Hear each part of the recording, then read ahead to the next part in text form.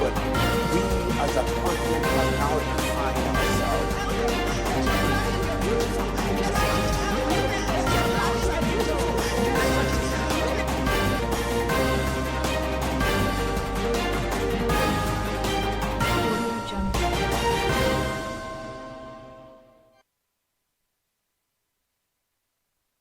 Welcome to TOS TV, your digital first Pan-African news network.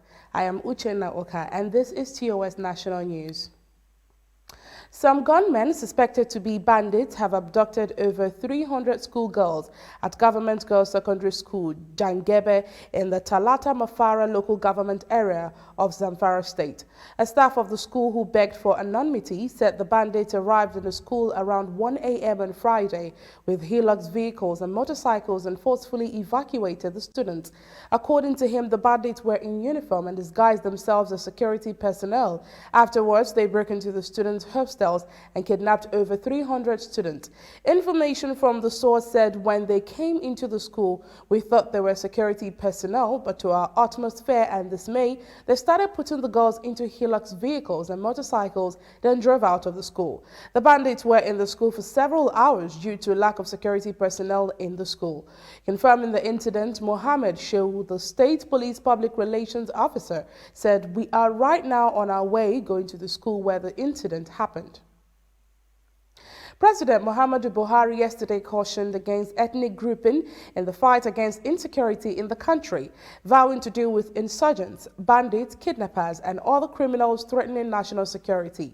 The president, in an address delivered on his behalf by his chief of staff, Professor Ibrahim Gambari, at a meeting of northern governors and traditional rulers in Kaduna, also challenged the service chiefs to produce new methods of protecting lives and property. President Buhari expressed concern that insecurity is slowing down the country's effort to stamp out poverty. According to him, the meeting provides a platform for deep reflection and dialogue on pertinent issues affecting not only the North, but Nigeria, and they include peaceful coexistence, unity, and other parameters of development. The Niger State government yesterday accused the federal government of not doing enough to assist the state in rescuing 27 pupils of Government Science College, Kagara, and 15 others, bandits kidnapped from the school last Wednesday. Governor Sani Bello, while playing host to Chief Whip of the Senate, Senator Oji Kalu, who paid him a sympathy visit in Minna, said the federal government has left the state to carry out all the financial responsibilities of the insecurity in the state. He said although the federal government sent representatives and deployed 300 riot policemen in the state to assist with the rescue operations, there was no financial support from the federal government. According to Governor Sani Bello, the state government made a commitment to the state to rescue the abducted school children, and with or without support from the federal government, measures are set in place to make sure the children return home. He didn't give an exact day for the release, but gave assurance that very soon the children will be back home. You are watching TOS National News on your digital first Pan-African network news, TOS TV. Up next are developments on COVID-19 after the break. Stay with us.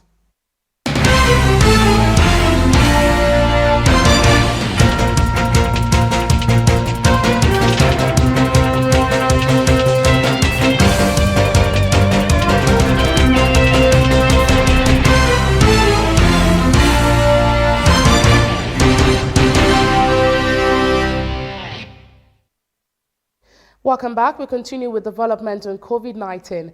Minister of Health, Dr. Osage Ehanire, has warned Nigerians over the circulation of fake COVID-19 vaccines in many countries. Ehanire, who gave the warning when he visited the Federal Neuropsychiatric Hospital, Yaba, Lagos, asserted that criminals are taking advantage of high demands for COVID-19 vaccines to produce unregulated ones. According to him, the National Agency for Food, Drug Administration and Control, NAFDAC, has approved AstraZeneca for use in Nigeria. The minister said Nigeria is still expecting to receive AstraZeneca and Russian Sputnik in the next 2 to 3 weeks. Mr. Ehanire, however, added that frontline health workers would be the first to get vaccinated because they are the ones facing the risk of getting exposed. Nigeria will tomorrow mark the first anniversary of the confirmed COVID-19 case in the country. The index case was confirmed on February 27, 2020 in Lagos and was the first to be reported in Nigeria since the beginning of the outbreak in China in January 2020. The case was an Italian citizen who worked in Nigeria and returned from Milan, Italy, to Lagos February 25, 2020. He was confirmed by the virology laboratory of the Lagos University Teaching Hospital, ED Araba, part of the laboratory network of the Nigeria Center for Disease Control, NCDC. 1 year after the country is still struggling to contain the virus, it has tested only over 153,842 as of February 24, 2021, which represents 0.0769% of the country's population of 200 million. According to research reports published earlier this week by NCDC and Nigeria Institute for Medical Research, NIMR, Yaba, every 1 in 5 people tested had antibodies for COVID-19 when interpreted over 40 million Nigerians, and that is 1 in 5 or 20% of the 200 million population of the country have had COVID-19. Away from the COVID-19 updates, the leadership of the Joint Action Committee, JAC, of the non-teaching staff unions of universities has suspended its 3 weeks of strike after signing a memorandum of action with the federal government's team. The suspension of the strike will be effective from today. Both unions, JAC, started an indefinite strike on February 5, 2021, following the alleged failure of the federal government to resolve issues on the Integrated Personnel and Payroll Information System, IPPIS. They also protested the sharing formula of the 40 billion naira earned academic allowances and non-payment of arrears of the new minimum wage, among others. The JAC of the non-teaching workers of universities comprises the SSANU and NASU. According to Mr. Peters Adeyemi, NASU General Secretary, the unions agreed to suspend the strike after reaching a consensus with the federal government. You are watching TOS National News on your digital first Pan-African news network, TOS TV. We'll be back after the break with stories and politics. Do stay tuned.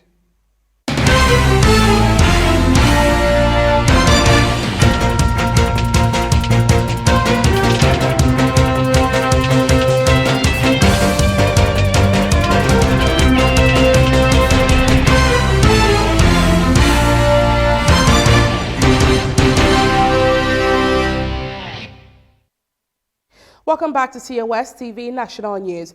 The Oyo State Governor, Seyi Makinde, and a faction of the People's Democratic Party who are loyal to the former Ekiti State Governor, Ayodele Fayose, have disagreed over Makinde's call on the party's National Working Committee to caution its national legal advisor, Emmanuel Enyodem. At a media briefing held on Thursday, 25th January at the Government House in Agodi, Ibadan, Makinde had urged the NWC to caution the legal advisor against taking actions that could destroy PDP's congresses in the Southwest. He said, "We want to provide leadership that is above board for the country, and we cannot be seen within the PDP to do something that will compromise any aspect of governance in Nigeria." Fayose's loyalists disagreed with Makinde, and media aide to Fayose, Lera Olayinka, made it clear that Makinde erred by speaking against the National Legal Advisor in that manner. The Independent National Electoral Commission, INEC, has fixed March 27, 2021 for the conduct of the by-election into the vacant seat of the Aba North South Federal Constituency of Abia State. Festus Okoye, National Commissioner and Chairman, Information and Voter Education Committee, encouraged the political parties to conduct primaries between March 4th and 10th, placing the last day for submission of the list of nominated candidates as March 16th. The vacancy came about as a result of the death of Honorable O.C. Prestige, member representing Aba North South Federal Constituency of Abia State in the House of Representatives. You are watching TOS National News on your digital first Pan-African News Network, TOS TV. Still ahead, business and sports. Stay with us.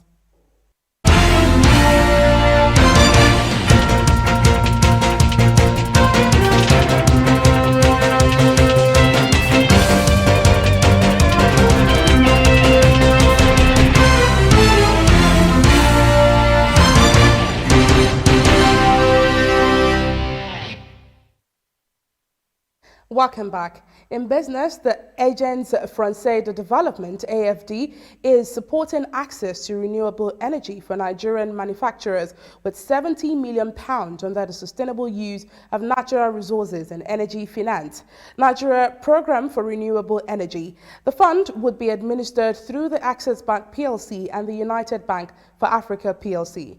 Eligible plans for funding under the SunRef initiative include renewable energy like wind, solar, small hydro, biomass, and waste-to-energy power plant.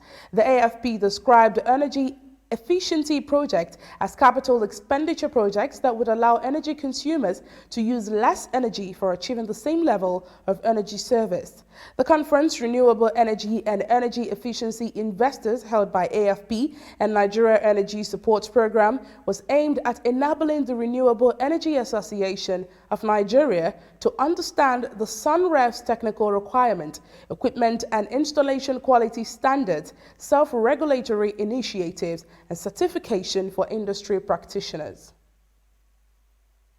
Wema Bank PLC yesterday released its inundated result for the year ended December 31st, 2020, showing marginal decline in top and bottom lines.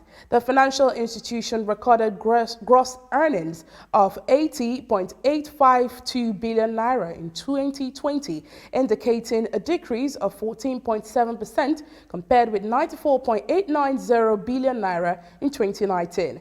This dipped to 3.627 billion naira in 2020. Wema Bank PLC strived to reduce personnel expenses from 14.871 billion naira to 14.004 billion naira and other expenses from 19.115 billion naira to 18.859 billion naira. However, impairment charges rose by 32.2% to 26.852 billion naira from 19.855 billion naira. Performance across sectors was mixed as the NSE Banking Index led laggards with 1.4%, followed by the NSE Consumer Goods Index and NSE Oil and Gas Index closed by lower by 0.8% and 0.2% in that order. But the NSE Insurance Index rose 0.2%, while the NSE Industrial Goods Index closed flat.